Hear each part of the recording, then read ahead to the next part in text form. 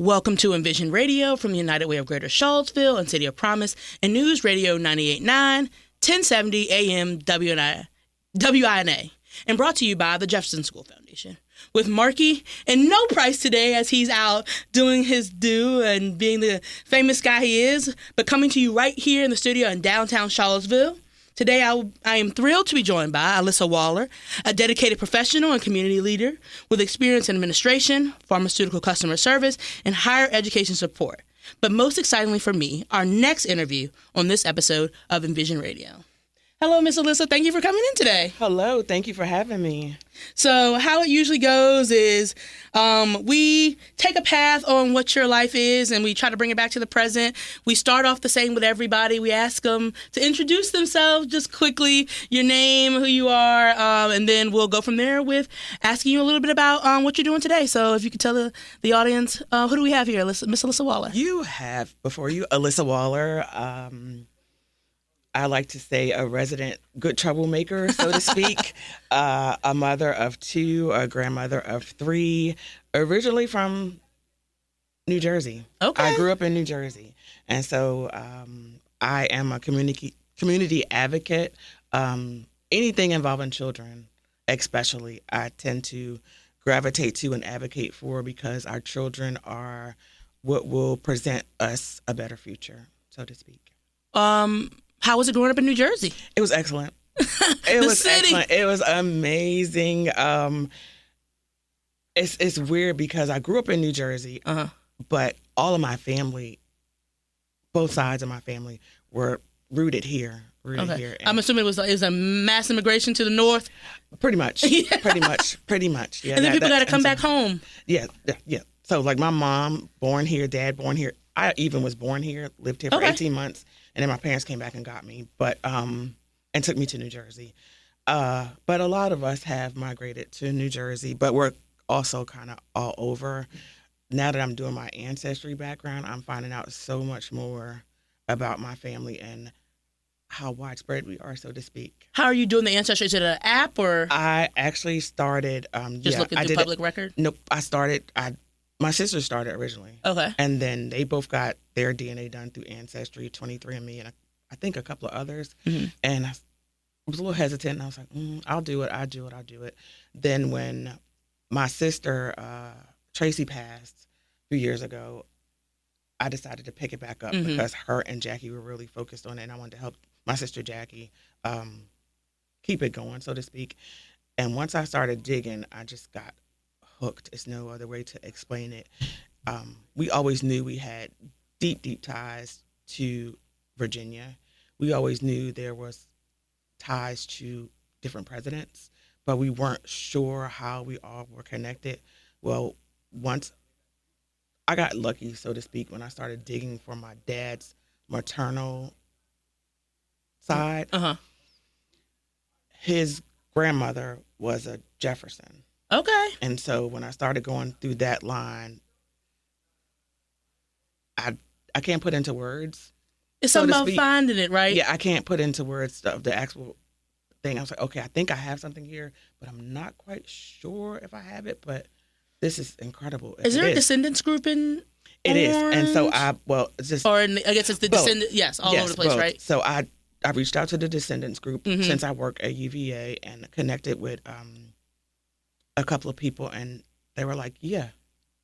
I was like, oh my God. As my great-grandmother would say, shut the front door. That was my reaction, shut the front door. And so I was like, maybe I got it wrong. And then someone reached out to me, someone that popped up as a cousin. Yeah. And she said, hi, I am your cousin. And I was like, are you? And she said, yes. On your maternal side. I said, She said, yeah, we descend from Harriet Sally Hemings' daughter. Now this is big. And I said, can you hold on a second? I said, because I know on my dad's side, but on my mom's side? And she says, yes. I haven't quite found that connection yet, but I do know it's there, but I have it on my dad's. side. I wish I had brought stuff here to show you because it's so... It's a rich history, right? The descendants group at UVA is super helpful. worked with them a couple of times. Yes. Like, shout out to Datisa, shout out to Jess over there. Absolutely. But they know how to bring the people together, yes. help you figure out. Jess has done a lot of lineage work for a lot of different people. I FaceTimed with her. And yes, she's so helpful. As soon as we saw each other, we were like, we're related. Shout out to my friend. Yes, we're related. So we knew, I talked to the genealogist that UVA uses. I'm just amazed at the stuff that I'm finding out. I want to do mine. I was scared. I guess I'm still scared to take that leap. No. I'm just like, people are telling me to do justice, like look into public record. That's right. Look at names. After people usually hit a wall at like 1800s, but you need to like go to your city, look in the files, tell them you need the information, blah, blah, blah, blah, blah. So, but I'm super excited to see people who have done the work, who are living in the truth of what their ancestry is and like finding connection with other people. I highly recommend it for everyone to get into your family tree. It's important to know. I'm meeting cousins I didn't know that I had. And they meeting you. Right, exactly. And we're just excited. I did say it was hard for me to try to, how do you come to find that you're a little bit of both worlds, so to speak, and you have to reckon with it. So I do have a hard time. There are times where I have to stop and say I need to take a break because this is a lot here. But then you find one little tidbit or something, it's like, oh. That's the courage we all need. Oh my gosh, yes. Everybody should do it. Absolutely. I really encourage everyone to do it. How did you get back to Virginia from living in New Jersey? My parents decided in 1992, my dad was going through renal failure, and he was afraid that he was going to die. And he didn't want to die in New Jersey where we have some family, but like his mom and dad and his siblings were here. And so was my mother's mom, so he wanted to come back here. Right. And so the whole family packed up and moved here. And then in 94, my sister moved back. My mom and two of my sisters and my mom moved back to New Jersey because my parents split, and I decided I wanted to stay here and create a life for me and my boys here. Hard, yes, very, but at the same time, it was just a choice I felt like I needed to make to find my own way, my own independence. And thus far, I've always loved Virginia, even as a little kid. It's for lovers. You are right. I absolutely have always, like, if I had to leave, I would cry because I didn't want to leave. I have no idea why I was just so connected to Virginia. But at the same time, my Jersey roots are just that. They're my Jersey roots. They make me who I am in so many ways. And so I feel like I have an even balance of both worlds. Now just trying to navigate how to connect them both. Right. Because I want people to experience some of the great things that I experienced. Because usually when people hear New Jersey or the city, they automatically think the negatives, the busy life, or like somebody will say, do you know the movie New Jersey Drive? I absolutely do. Yes, I've watched it many times. And I know the areas. I certainly do. But I still had some other good parts. Really, really good things. No need to throw out the bad with the good. You got to keep it all and understand it better. It all makes you who you are. Absolutely. If you're just joining us, want to let you know, thanks to this show would not be possible without the help and support of the Jefferson School Foundation, a proud partner of the Jefferson School City Center, where education, innovation, and community engagement come together to build a better future. Dedicated to preserving and sustaining the historic Jefferson School, join us in shaping tomorrow, honoring our rich history, and creating opportunities for us to provide space for growth, collaboration, and lasting impact. Visit the jeffersonschoolfoundation.org to learn more and stay connected. Jefferson School Foundation, reimagined, redefined, and refueled for the future. And we're back. Tell us a little bit about how your upbringing shaped your passion for community activism, community engagement. Tell us a little bit about how what in your childhood that gave you the sense that this was so important. I grew up in a very diverse community, resilient community, where we were around maybe 2 blocks from the mayor. Oh, wow. I like to tell people one of my favorite stories is me turning 18 and my town council came and registered me to vote. They came to my home to fill out the paperwork to register me to vote, from my mayor to... Remember who the mayor was at the time? Mr. Steele. Okay. I can't I don't exactly remember his first name, but Mr. Steele. I want to say Michael Steele. But yeah, and I just thought that was, if everybody could get that experience, it makes you realize your civic duties. You know, that you're responsible, and your community is what you make it. Right. Granted, there are several different definitions of community. Is where you feel welcomed. You have your religious communities, your work communities, and your general living communities. We all were family. Right. I tell everybody, I grew up on a block that it could have easily been the United Nations. Easily. My mom called our house the international house because we just had so many different types of people and culture that came through our home, and it just really ingrained in me the importance to share your experiences. Do you think that person coming to help you vote when you were a young person transitioning into an adult helped you realize that it is the youth? Is that the experience that you want to give the youth? Absolutely. Is that what you're trying to recreate for them? I just did a radio interview recently with Razor. And I told him, we often say the children are our future, which in a sense is true. But actually, they're our today. Yes, that's really good. If we don't invest in them today, what do you expect? There will be no tomorrow. Exactly. So we need to meet them now where they are to show them how to, create the future that we want. Be the change you want to be in the world. Absolutely. If they don't have anybody to guide them to do that, how are they going to do it? You've taken on leadership roles across education, nonprofits, and community events. What drives your commitment to serve in so many different spaces? Why? So a lot of people focus on I'm going to do tech, but why why is this broad variety of community activism so important to you? People. There's no other way to put it but people. Legacy. Education is extremely important to me.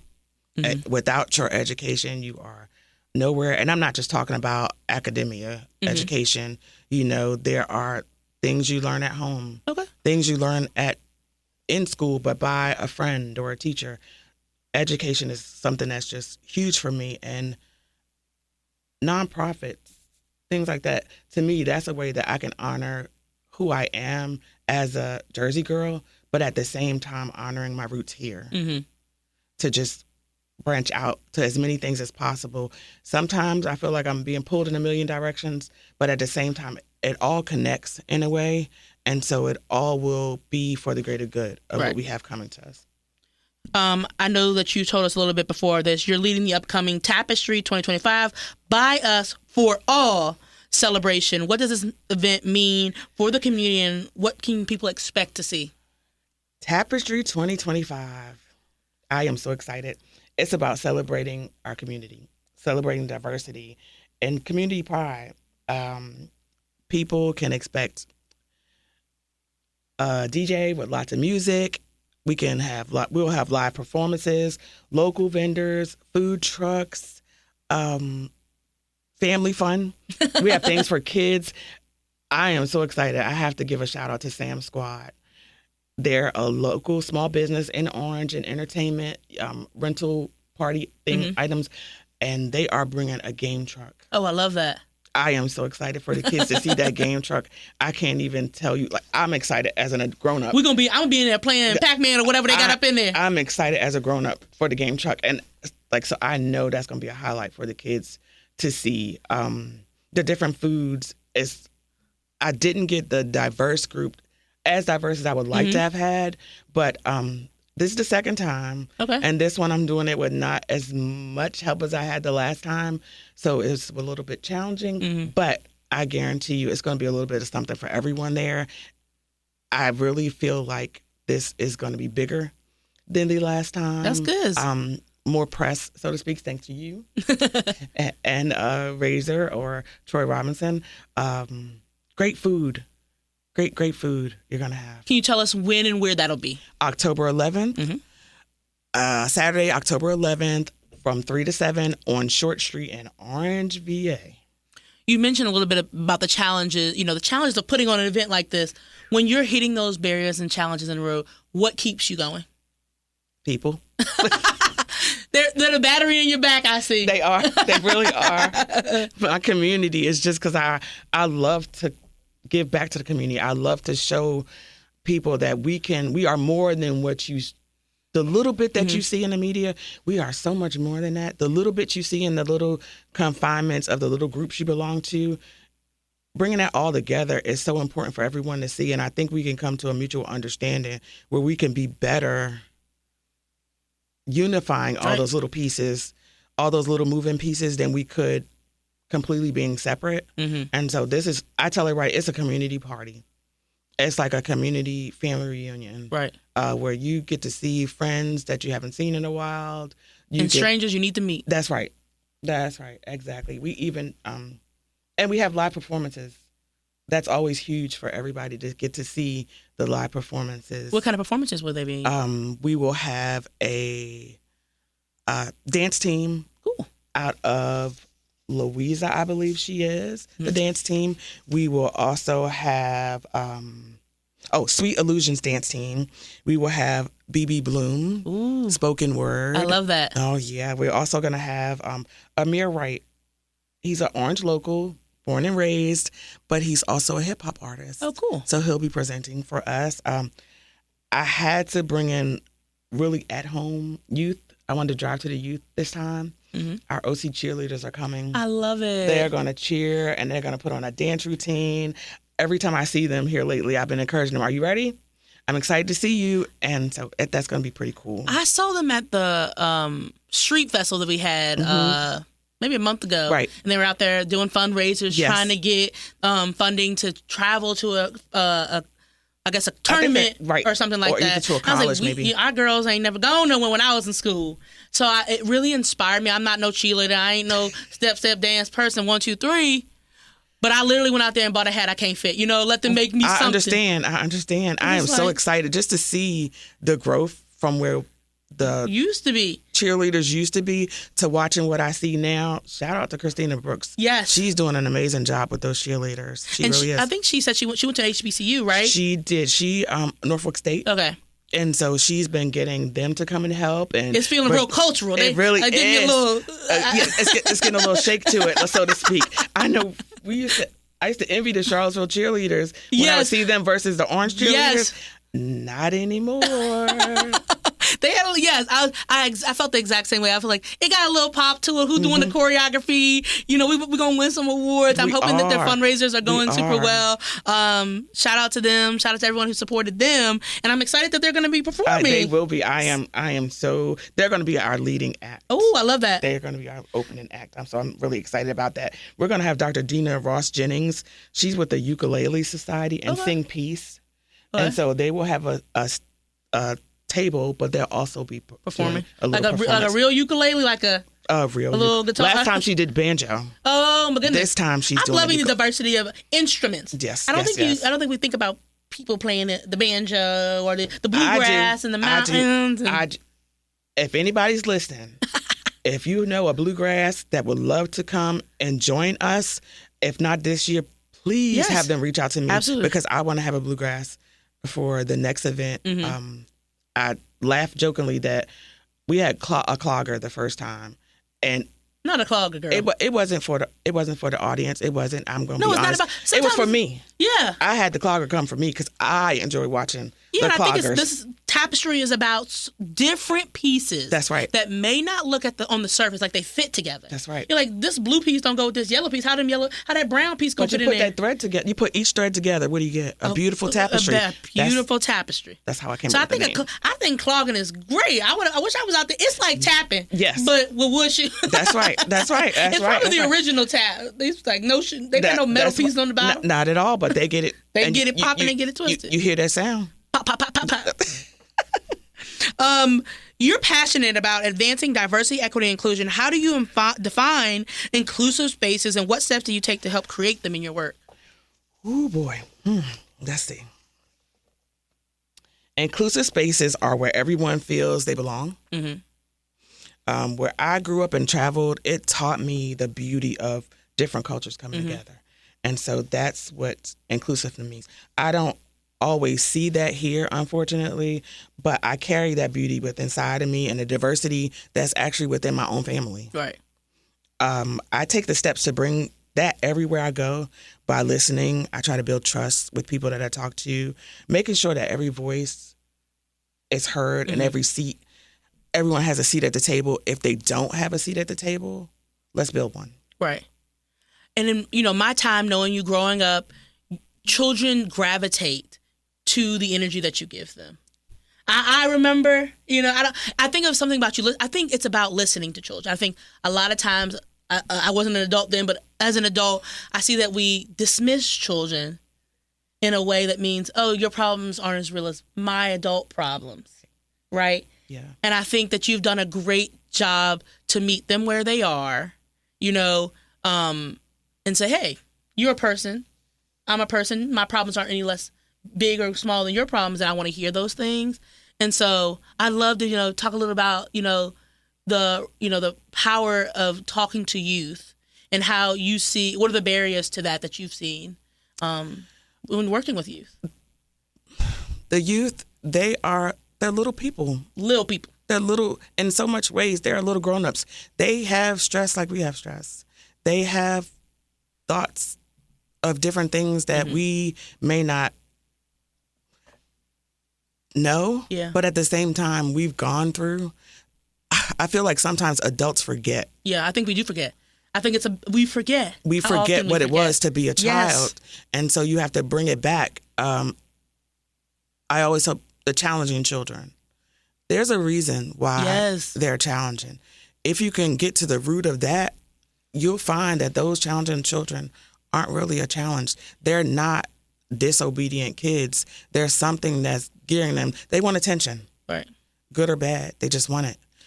I always think about, what if I hadn't eaten in 3 days and I had to go to school and take a math test? Right. I would have also been very distracted. I would have been hangry. I would have been hangry. I think about those things. Like, you didn't have lights last night. You didn't have lights when you got up this morning. Right. You couldn't do your homework in the dark. The teacher asked you to look online for 6 sources. You don't have a computer. Right. Those are all barriers that what this means to children. And they don't understand necessarily why they have it. Or we'll ask children, why were you late to school today? Yes. As if they drive. Yeah. They're not driving anything. Yes. They have to rely on the grown-ups in their lives to get them there on time. The grown-ups in their lives to help them at home.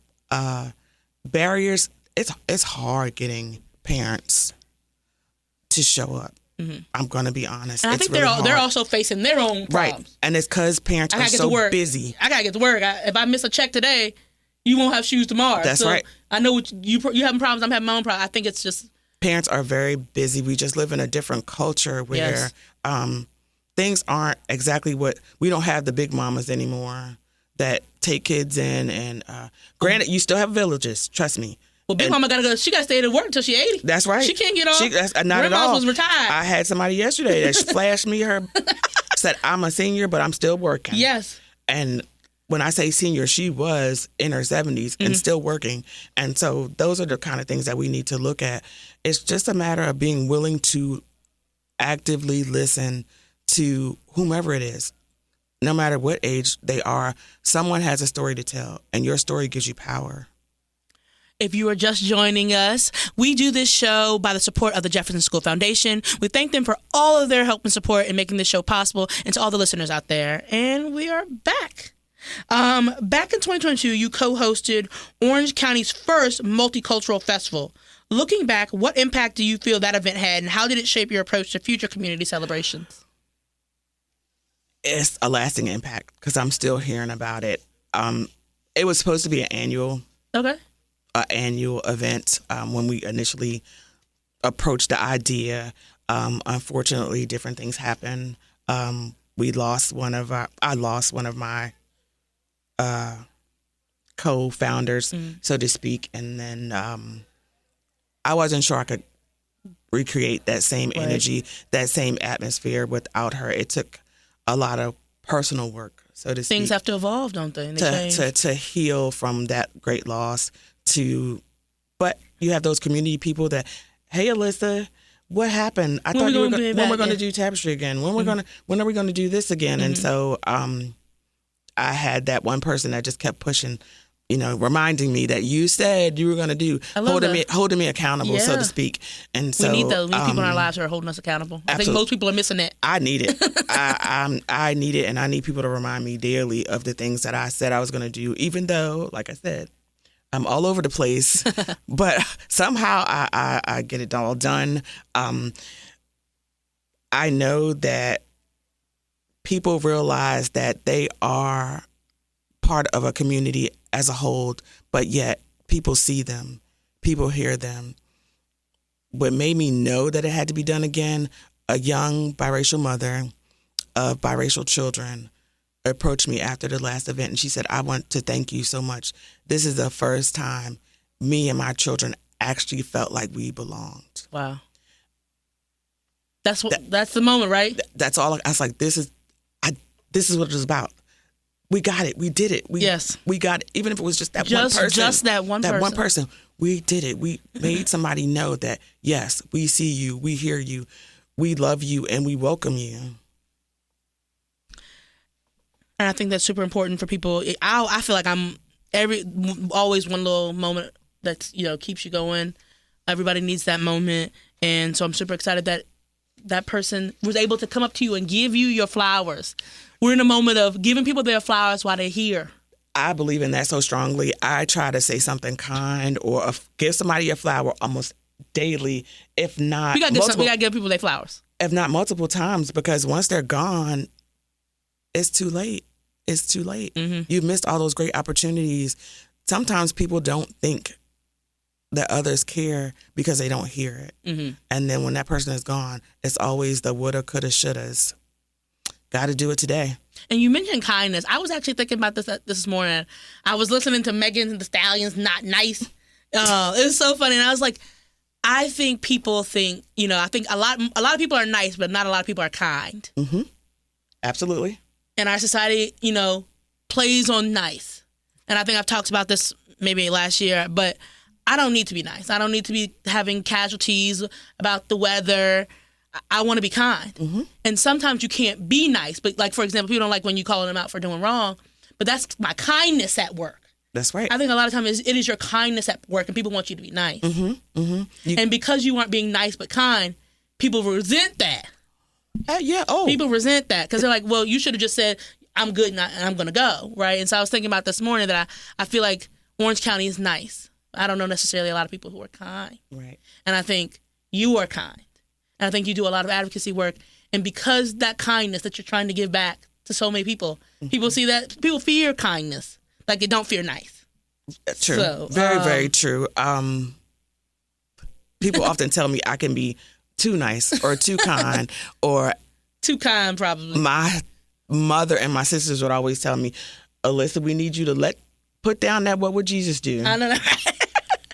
And let people know. And let people know. And I would kind of, I know, but no, it doesn't matter. You're still being kind. Yes. But let them know that there's a respect in there that's necessary. And so I kind of agree with you. Yeah. It's nice, but it's not always right. I'm necessarily kind. I'm not always nice. I would say people probably think I'm not nice, but because I speak my mind. Yeah. Which I think is a kindness, right?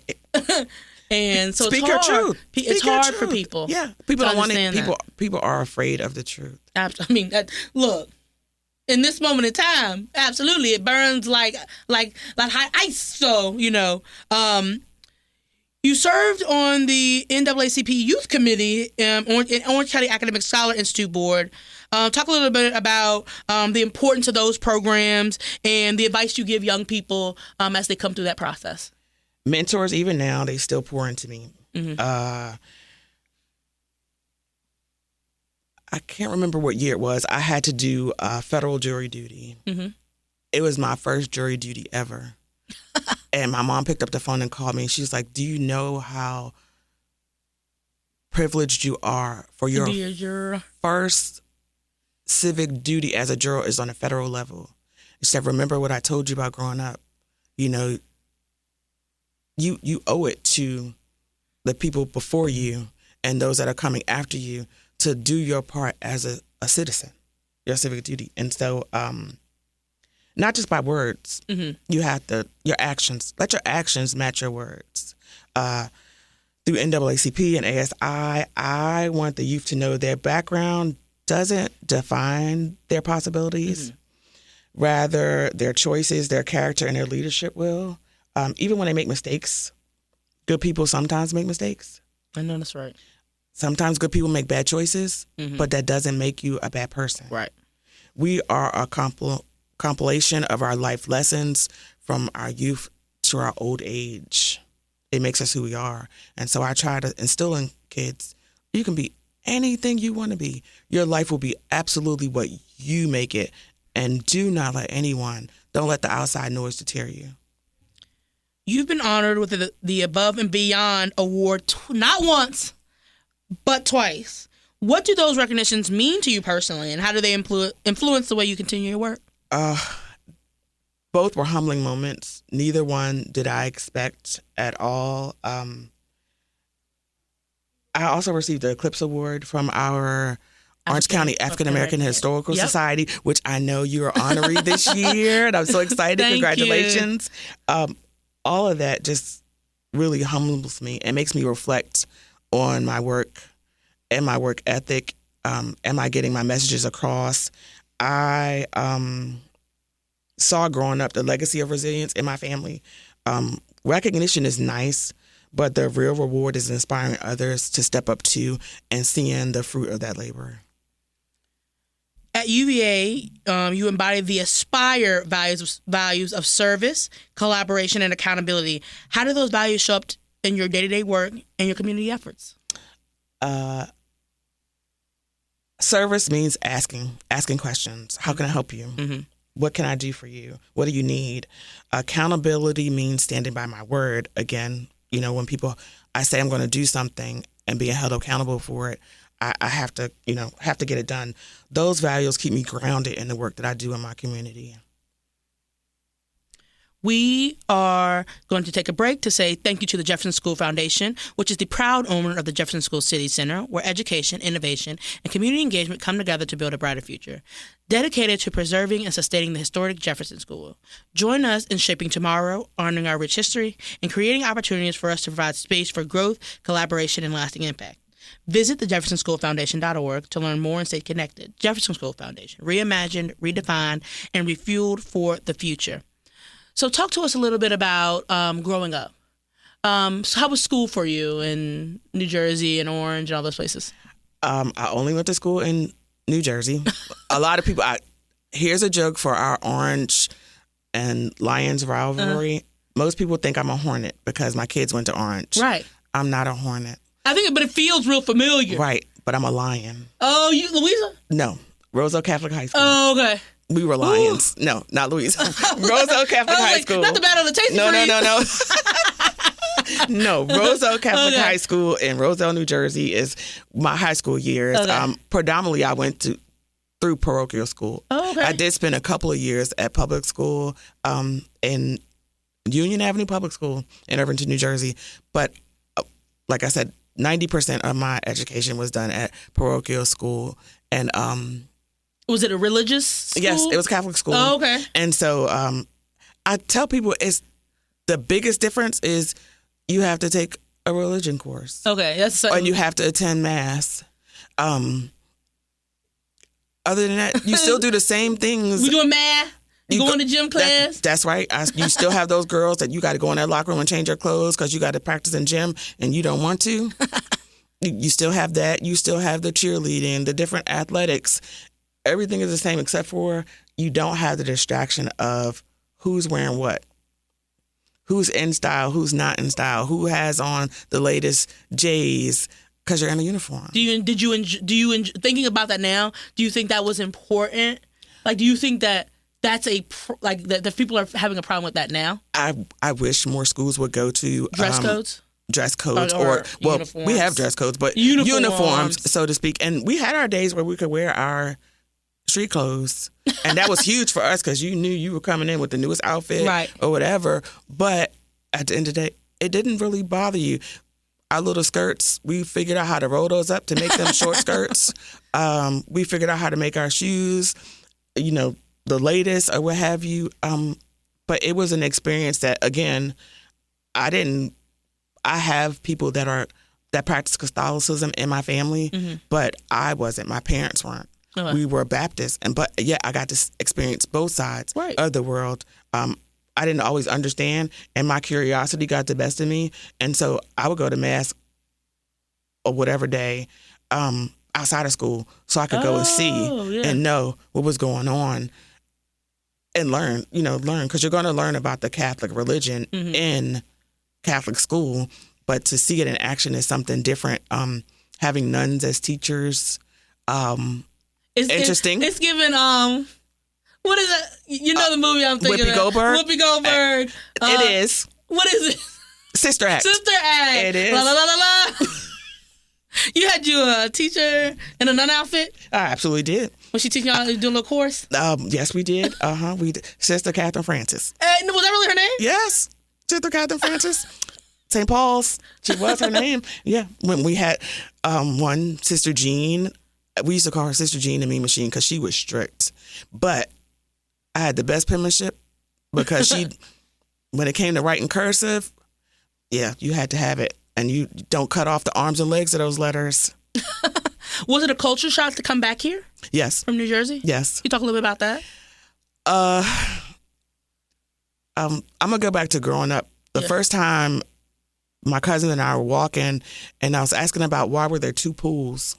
Here? Was this in Orange? Was in Gordonsville, Virginia. Oh, okay. There were 2 pools. I'm shocked that there was 2. One where not everybody could go. I make 2, but that's what it was. Okay. And when to hear it out loud, this is the black pool, and this is I said, wait a minute, y'all still do? Oh, it wasn't doing that up there? No, I'm not that old. Oh, God. I was born in the 70s. You said the pool was one pool up there. Hold on, wait, what? What? And then there's, but then they told the story of how it got closed down or whatever. So now we all have the same pool. It's like, oh, okay. And then you're riding through and you see all the stores have their products on the outside. And I said, you guys leave that stuff out there like that? You guys don't close it up and put it behind closed doors? Different things like that. But then also the convenience of we walk to the corner store. And when I say the corner store, I mean a couple of blocks and you're there at the store where you can get... It's country so spread out. Yeah. South, so you need a car, essentially. You have to have a car there. You hop the bus or you could get the subway, things like that. So it was different. I still crave certain things from that city life. What do you crave? Even the foods. Like when I go home, I have to get me a pastrami sandwich. There are places here that have something similar, but it's not the same. Pizza. Don't play with us about pizza. I'm so sorry. Like a deep dish or something? Domino's and is it a mockery? Pizza Hut is not a real pie. It's not.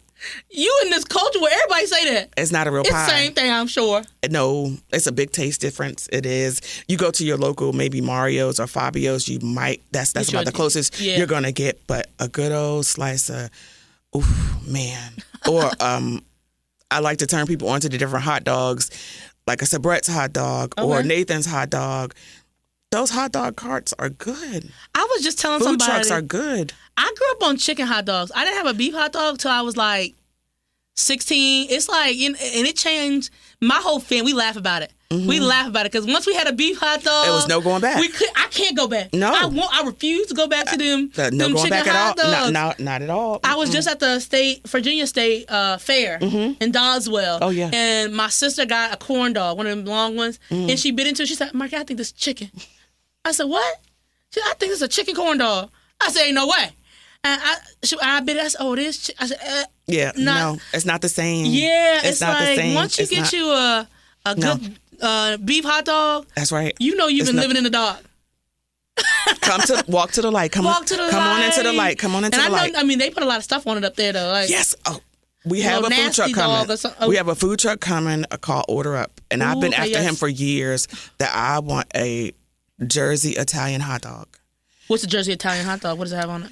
It has peppers and it's almost like a fried potatoes almost, you would say, on top of it. You have to look it up and see it. And you can either get it on a sub roll or sometimes they put it in a pita pocket with the spicy mustard. I could just taste it talking about it. That's one. That's another thing that I miss that's not here. Right. It's just, or the different breakfast sandwiches and things like that. We got Bodo's. Isn't that New York? Is that not New York style bagel? They say New York style bagel, and it is about the closest. Okay. But I love me some Bodo's. When I go home, I used to, especially anybody that from our family, you gonna bring us some bagels back? So it's still a difference, you know. I don't know how to explain it. It's just you guys like Krispy Kreme. I like Dunkin'. Oh. Because I grew up on Dunkin'. Okay. I like Dunkin' too a little bit, but it is an off spot to be. Mm-hmm. But I think all of it still. I wouldn't take anything for my lived experiences of being in both worlds. Mm-hmm. I tell everybody I am so fortunate to have grown up in New Jersey and able to experience. My mom grew up in Brooklyn, and so we went to New York. My summers were spent in Brooklyn or here. Okay. Or going out to Harlem. And I remember the first time we went and we saw the Cotton Club. We just knew. Oh, you've seen the Cotton Club? We just knew we were. Oh, wow. Everything, because there's the Cotton Club, you know, things like that. Or my mom going to Broadway to see The Wiz and bringing us the. I want to see it so bad. Bringing us the Playbill back. It's coming back. We should go. We should go. Yeah, we should go. That's something we should plan. We should go. I'm trying to go to New York. I'm going to New York in December. Are you? So I'm a Broadway girl. Yeah. I like to see a little show, a little pizzazz. My son lives in South Jersey right now, and we're trying to plan a visit where he takes us into the city so the girls get to experience Times Square and, you know, things that I experienced. It is as grand as people say it is. It is. The lights, and I went at Christmas, so it was super cool. The weird things that you see and you don't really the punk rockers and things, you literally get to see the melting pot. Yes, that of is America. Exactly. Last question for you: if you could give young you any advice, and that advice, you know, is going to be good to everybody, what would be your advice to yourself, to your younger self? Believe in yourself. Okay. Believe in yourself, and know that you are more than your little mind at that time can imagine. Mm-hmm. There's so much more out there for you to see and do. And when you talked about barriers, that's something else that's a barrier here. I wish more people here got to experience things outside of Central Virginia. Not a lot of people will venture out that we know. Yeah. Out of Central Virginia. Do it. Go to the next state over. I had somebody ask me, "You're going to Jersey. Why are you going there? It smells." Oh, that is crazy. She said, "It smells." And I said, "Huh?" She ain't probably never been. And she said, "Yeah, I hear it smells really bad in Jersey." She now say she hears. That's how it be. And I said, well, it doesn't smell any worse than when you guys spread the manure. I know that's right, girl. So, it's not. That's worse, actually. Yeah, I said, so I'm not understanding where that question came. I'm so sorry. Go see it for yourself. Go see it for yourself. Go see it for yourself. Yeah. Go outside of what's your norm. Those are all the things. I was fortunate I got to do all that stuff as a child. I just didn't see. If you had told me I would be where I am right now doing this little radio, nope. You couldn't have I wouldn't have. It's still very surreal to me. Okay. Being as big as I am in the community, very surreal to me. And if y'all don't know, she big time. I never saw myself as being that person. It was just a few years ago, my mom asked, "Why don't you see yourself the way everybody else sees you?" And all I could do was cry because she was telling the truth. Mm-hmm. And I don't know. I didn't know. But believe. If your dreams don't scare you, dream bigger. They're not big enough. Dream bigger. Yeah, exactly. Dream bigger. If people want to get in contact with you, follow along with all the great work you're doing, where can they find you? Oh, thanks to my children and wanting to be one of those nosy parents, I'm on just about every media social platform. There is Facebook, mm-hmm. Instagram, Snapchat, X. What else? Everybody, I don't even know. They got a lot of stuff. Threads. Yeah, I'm on that too. LinkedIn, yes. All those things. If I'm not there, I might have a profile. I'm just not very active because it's just too many to name. But I try to do it. But not just for my own kids. Uh-huh. I tend to follow my former students or little kids that I have on the way because I'm that nosy parent, that nosy auntie that's checking on everybody, making sure you're doing the right things, even when you think nobody's watching. Well, and that's all, folks. Thanks to Miss Alyssa. If you have any ideas for the show or want to connect, check us out on social media on all platforms at City of Promise, at United Way Seville, or drop us a note at envision@unitedwayseville.org. We get support on the show from all of you out there. And if you like what you hear, share this with your friends, your enemies. Subscribe on your favorite podcast platform, Spotify, Apple Music, Pandora, or wherever you get your podcasts these days, to get new episodes weekly. Best way to support us is to consider making a contribution to City of Promise and or United Way. That's how we can continue doing our community-based work and this show. For Marky and Alyssa, I am out, and we'll see you again next week. Thanks, guys. Bye.